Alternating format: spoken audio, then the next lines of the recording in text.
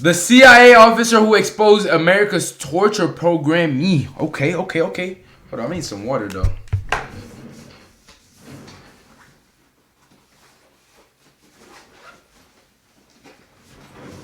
I bet. Let's get it. I'll never forget his words. He said, "Something terrible is going to happen." We're hearing camp commanders on the phone with their students, and they're crying and saying, "I'll see you in paradise." And he said, "I'm begging you, if you have any sources inside Al-Qaeda, please help us."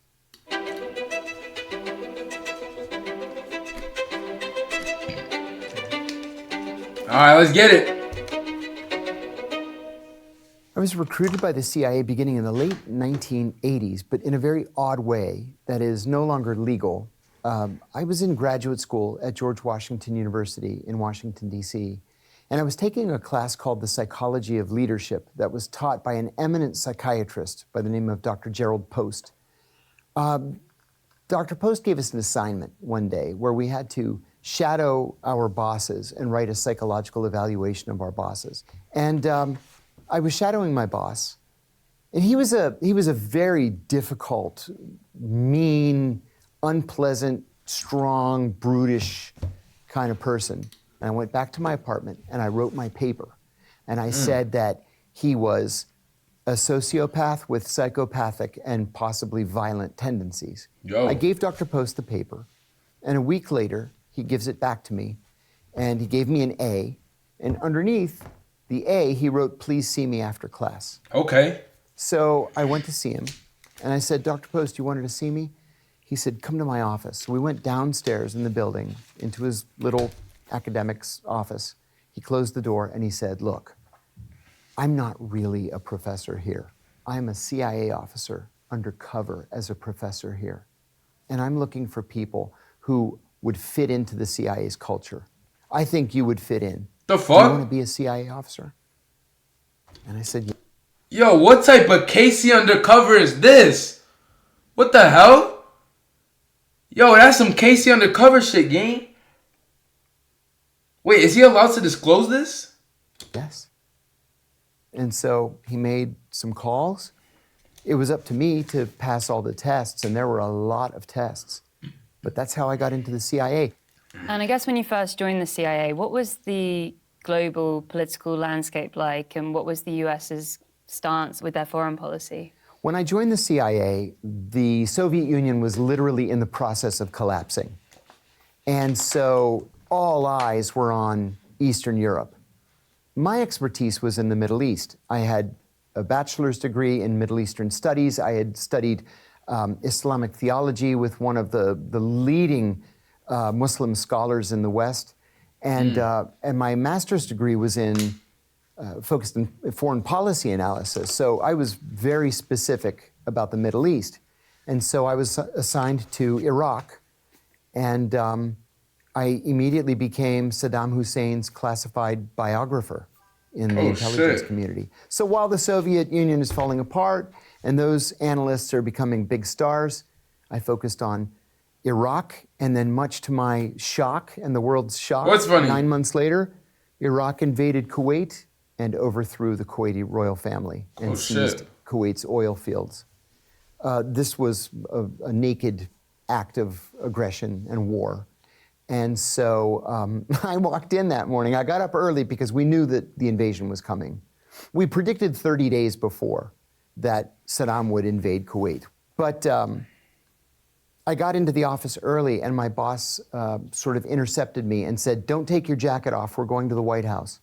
And I had never been to the White House before. So we got in a car, we drove to the White House, and we were escorted into the Oval Office. And keep in mind, I was 25 years old at the time. And you walk into the Oval Office, and here's the president, the vice president, the national security advisor, the CIA director, my boss, and me. And the mood is very heavy. So everybody sits down, and the president says, "Well, now what do we do?" And then everybody turns and looks at me. And it took me a second to get my bearings. And I said, "Well, the Kuwaiti government's been overthrown. The Iraqi government announced this morning that they had installed Ahmed al-Khatib as the occupation governor of Kuwait. I said, unfortunately, we happen to know a lot about Ahmed Khatib. He got a medical degree at the American University of Beirut, and his college roommate was George Habash, and together they created the Popular Front for the Liberation of Palestine. And the vice president says, Jesus Christ. And I thought, wow, this is bad. It's horrible. We finished the briefing, got up and walked out, and two things happened. My boss said to me, there's something you need to understand. He said, I'm not sure that you're appreciating the importance of what's happening. It's not unusual for a country that we cover to go to war. It's highly unusual for a country that we cover to go to war with us. I served first in Saudi Arabia, then in Kuwait, and then I went back to headquarters for a while and decided that I so loved serving overseas that I wanted to do it on a longer-term basis. So I applied for what's called a rotation at the State Department. And I mean, this was an honest-to-God State Department job where I left the CIA and I went to the State Department. I was sworn in as a Foreign Service officer, and I became the economic officer at the American Embassy in Bahrain for 2 years, and then back to headquarters to work on Iraq again. But I did get bored. After 7.5 years of Iraq, every single day Iraq. And so I made a very unusual transition. Afghanistan. From intelligence to operations, and specifically to counter-terrorist operations. Okay. And what does that mean? So as an analyst, your job is to sit in a cubicle, read all source intelligence that's coming in from all over the world, think the big thoughts, write papers that probably nobody will ever read. Once or twice a week, you write something for the president, if it's important enough to merit his attention. And then you go home at the end of the day. Counterterrorism operations was what you see in the movies. I went straight into weapons. And then after weapons, I went into explosives. Oh, shit. After explosives, I went into counter-terrorist driving. And then advanced counter-terrorist driving, which was out in the desert out west. That's tough. And then you learn how to spot, assess, develop, and recruit spies to steal secrets. And what year was this? That was 1997. And was there any other time in these years that you were questioning the ethics of the agency and the work you were doing? No, I didn't question the ethics of the agency at the time for a very specific reason. When Bill Clinton was elected president, he issued an order that the CIA had to, what they called, cull their recruited assets. Anybody who had what the White House described as a human rights problem was to be fired, right? So we didn't want to do business anymore in the 1990s with death squad leaders or assassins. And Clinton was serious about that. And I remember saying to a colleague at the time, I can't believe they're actually serious about human rights. This is really a very pleasant surprise for me. But Bill Clinton wasn't president forever. He was only president for 8 years. Oh, shit. And then 9/11 happened, and literally everything changed in the blink of an eye. I think I So remember. in 2001, where were you working? What was your role at that time? In 2001, I had just returned from my first overseas operational tour in Athens. And I was working in headquarters, and my job was to train Middle Eastern intelligence services in how to carry out counterterrorism operations. And so I had to go to the White House on the morning of September 11th, 2001, with the director of the CIA's Counterterrorism Center, Ambassador Kofor Black. And I walked over to his office to tell him that our car was ready to take us to the White House. And when I got there, his secretary had a small TV on her desk because you couldn't watch TV on your computers back then. And the news was on, and one of the towers of the World Trade Center was burning. Oh, shit. And I said, what happened to the World Trade Center? She said, a plane had flown into it. And I said, well, you know, That happened once before. In 1932, a plane flew into the Empire State Building, but it was really raining and very foggy that day. It's so clear today. How can you not see that you're flying into the World Trade Center? And Nah, as soon you as saw. I said it, the second plane hit. And she turned to me and she said, "Did you see that or did I imagine it?" And I ran back to my office and I said, "Guys, 2 planes just hit both towers of the World Trade Center. I think we're under attack." And then everybody ran up to the director's office, TVs all over the place. And we're all just standing there. And then the third plane hits the Pentagon. There was an officer from the CIA police force. We have our own internal police force. And he came in and he said, "Everybody evacuate, right now, everybody evacuate." Nobody budged. We just stood there. And then finally somebody shouted, behind me, somebody shouted, "Will someone please lead?" And Kofor said, "Yeah, you go to the director's office and tell him this. You go to security and tell him that. You go up to operations." And so everybody started to scramble. The rest of us are just standing there. And then finally a guy said to me, a guy I was standing next to, he said, "There's still a plane in the air. And I think we should probably assume that it's coming here." So my girlfriend, who later became my wife, she was also a senior CIA officer. Oh, all right. She met me at my apartment. My fault, big bro. And we went to the roof and we watched the Pentagon burn for an hour. And then she said, "We should try to donate blood." So we went. There were blood mobiles all over the place, but the lines were so long, they told us it'll be 24 hours before they could clear the line. And I said to her, "This is ridiculous. We have to go back to work." So I walked back to my car, drove across the grassy median, drove back to the CIA, and then I didn't leave for 4 days. I just balled up my jacket and I slept under my desk. Damn. I guess from that point it changed everything. It changed literally everything. I remember saying to a colleague, "Do they realize what they've done?" I mean, I get that this group wants to strike a blow to US hegemony and the empire. I get it. But do they know nothing from history? Do they not know that our response is going to be 1,000 times what they did to us? And certainly, we spent Facts. altogether in the so-called war on terror, we spent $23 trillion. And we killed as many as 2 million people.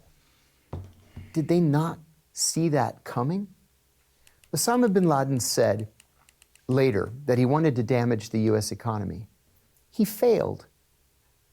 And he was responsible then for, the deaths of an untold number of people. What did he think he was really going to accomplish? So it was a failure all around and changed the world permanently. Yeah, I was throwing my dad's balls during 9/11, bro. And who was Osama bin Laden and what was his intention? The bin Laden family is a very honorable, very highly respected family. Dozens of them live permanently in the United States. They have billions and billions of dollars, and they have made that money through bin Laden Industries. So Osama bin Laden, who had vacationed as a teenager in the United States and all over Western Europe and was very Americanized, self-radicalized after the Soviet Union invaded Afghanistan in 1979. He went to Afghanistan in the late 1980s to fight the Soviets. He was the only member of his family that self-radicalized. Everybody else, lived the good life in France, in the UK, and in the United States. And so he came up on our radar as somebody who was potentially dangerous. I sat next to a guy when I first got hired. And in the summer of 1990, he wrote a paper saying that he believed Osama bin Laden was the most dangerous man in the world. And I remember saying, "Who? I never heard of this guy." And he said, "Buddy, this is one bad guy. Watch and see. Watch and see." Oh. Well, 5 years later, I'm living in Bahrain.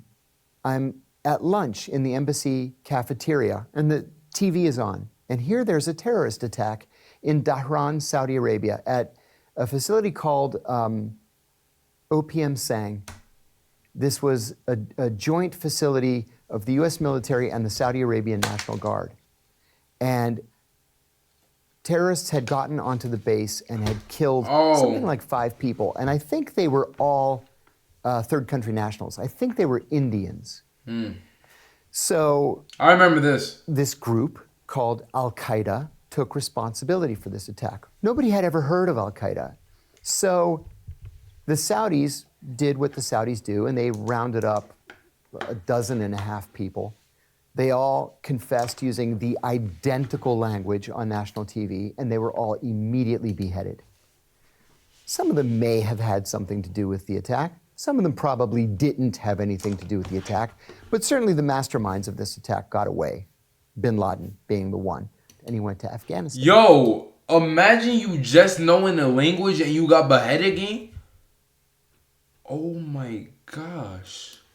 Well, in Afghanistan, with the fall of the pro-Soviet communist government and the advent of a Taliban government, he was free to do anything he wanted.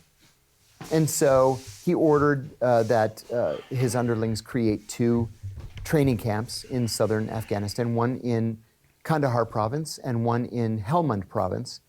By 2001, Al-Qaeda had carried out several large-scale attacks.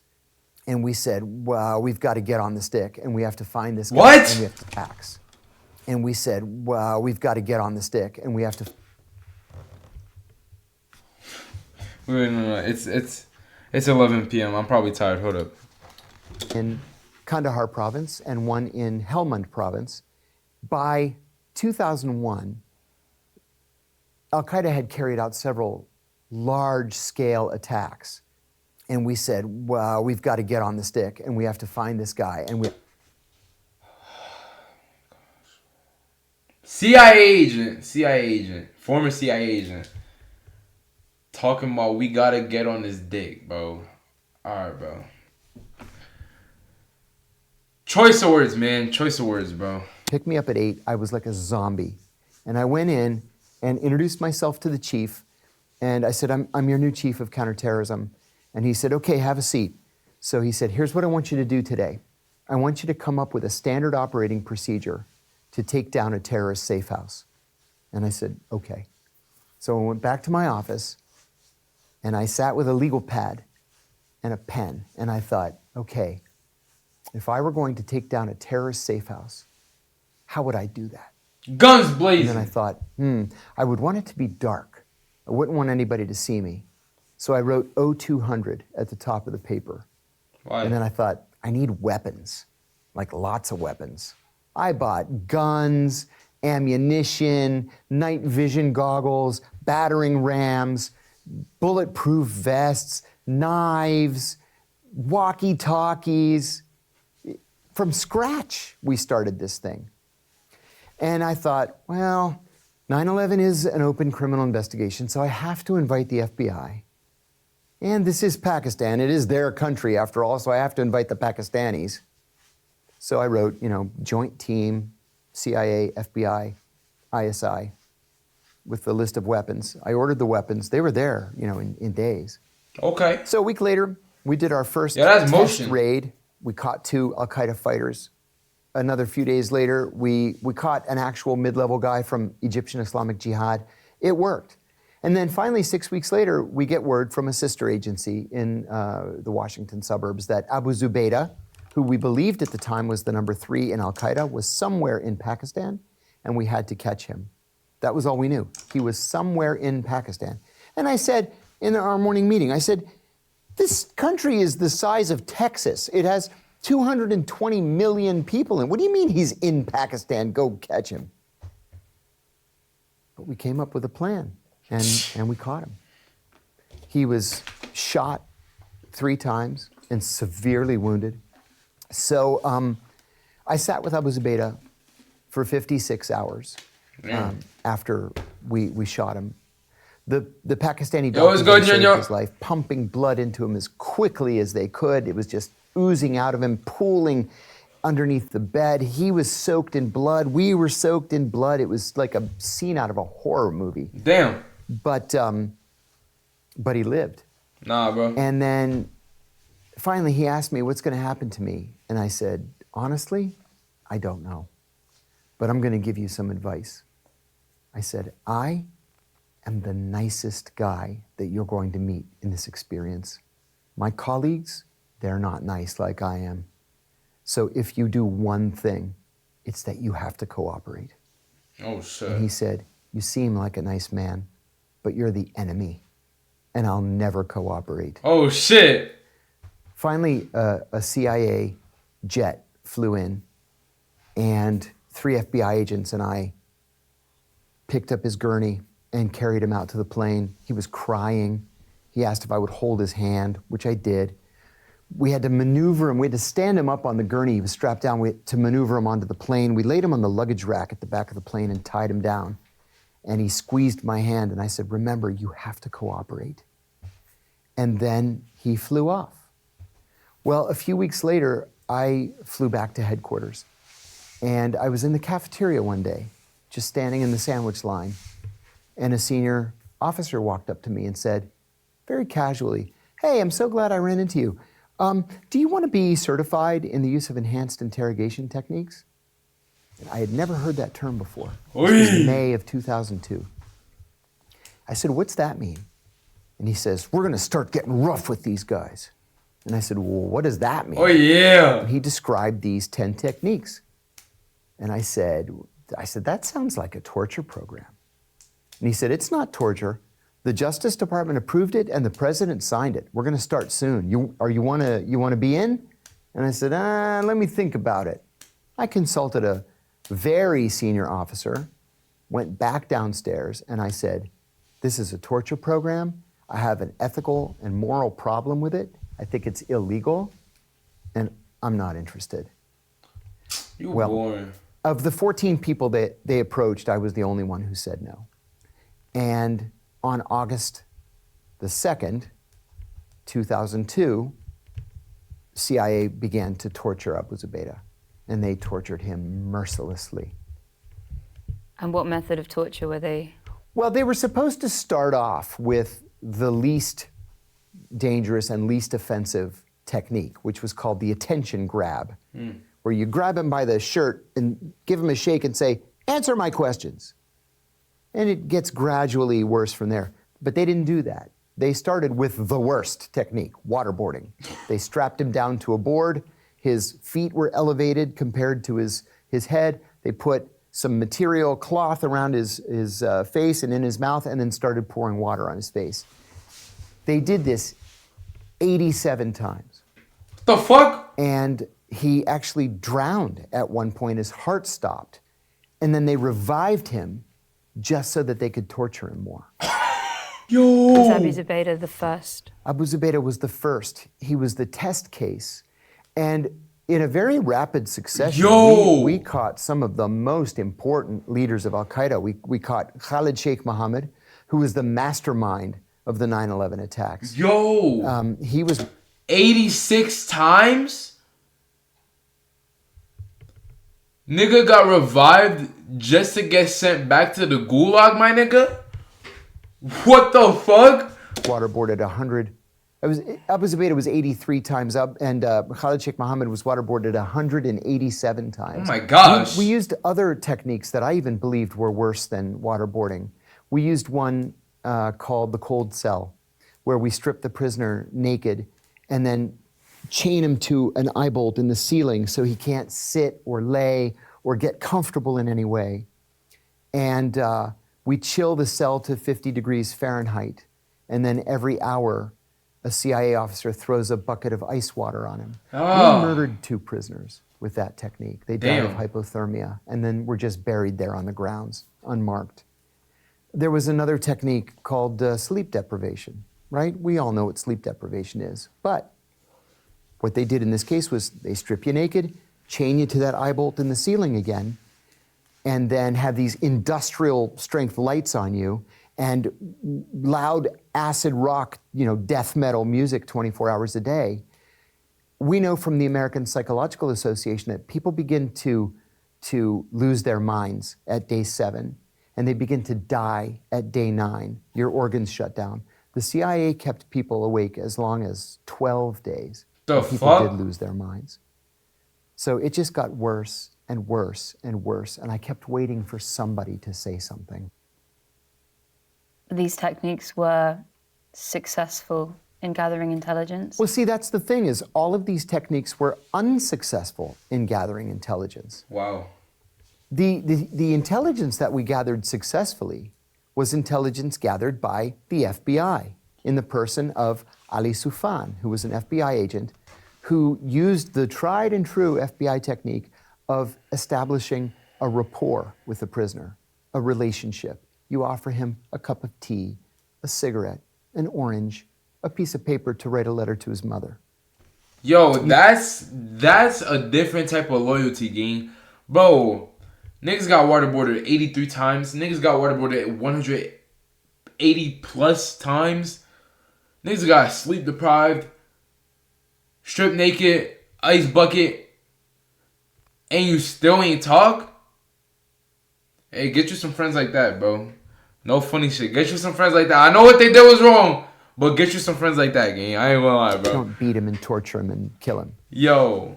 And so, under Ali's, guidance, Abu Zubaydah gave us actionable intelligence that saved American lives. And the CIA would start torturing him, and he would go completely silent. So it was not just wrong, ethically and legally, but it didn't work. If anything, it just made the situation worse. Yeah. What was the turning point that made you decide to go public about this torture program? This program was so clearly wrong to me that I anticipated someone going public, and no one went public. Well, I resigned from the CIA effective spring of 2005 and went into the private sector. In December of 2007, I got a call from a reporter from ABC News, which is one of the major news major networks in the United States, the American Broadcasting Corporation. And this journalist said that he had a source who said that I had tortured Abu Zubaydah. I said that was absolutely not true. I was the only person who was kind to Abu Zubaydah. And he said, well, you're welcome to come on the show and defend yourself.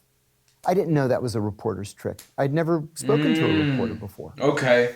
I said, yeah, I'll think about it. Okay. Well, 2 days later, President Bush gives a press conference in which he looks in the camera and he says, we do not torture, like that. And I said to my wife, he is a bald-faced liar.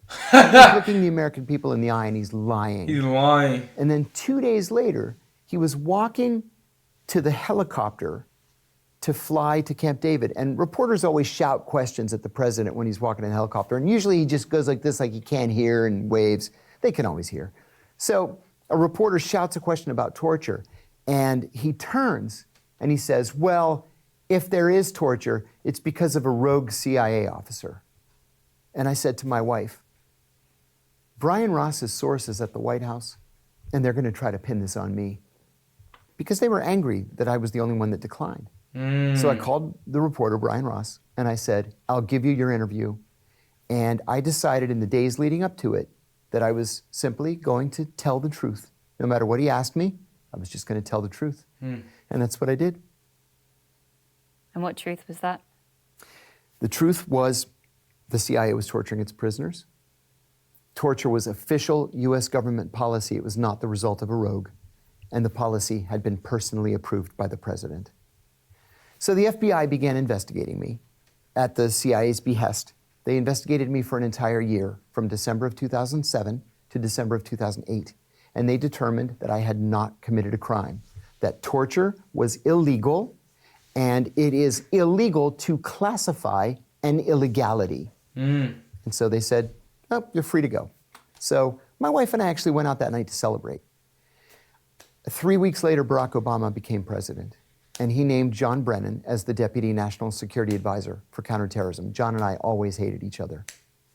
And I didn't know that John asked the Justice Department to secretly reopen the case against me. Oh, So for the shit. next 3 years, my phones were tapped, my emails were intercepted, and teams of FBI agents followed me everywhere I went.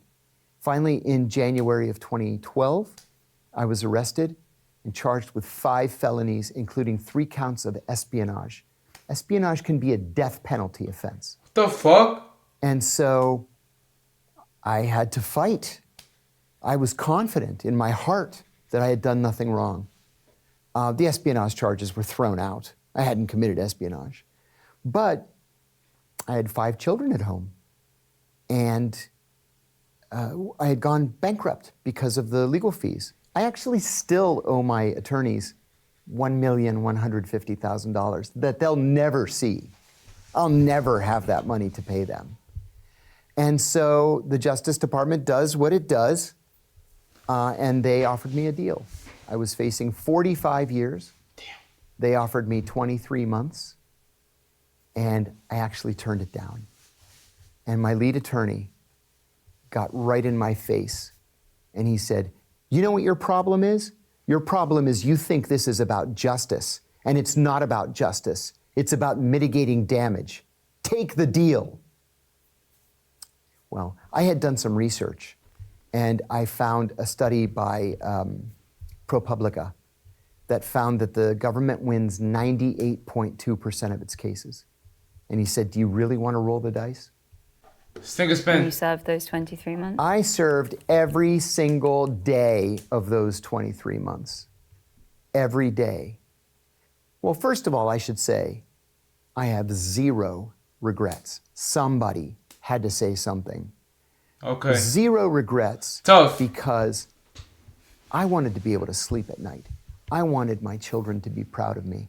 And I didn't want future generations to say, you know, that Kiriakou guy, he could have stopped this, and he didn't.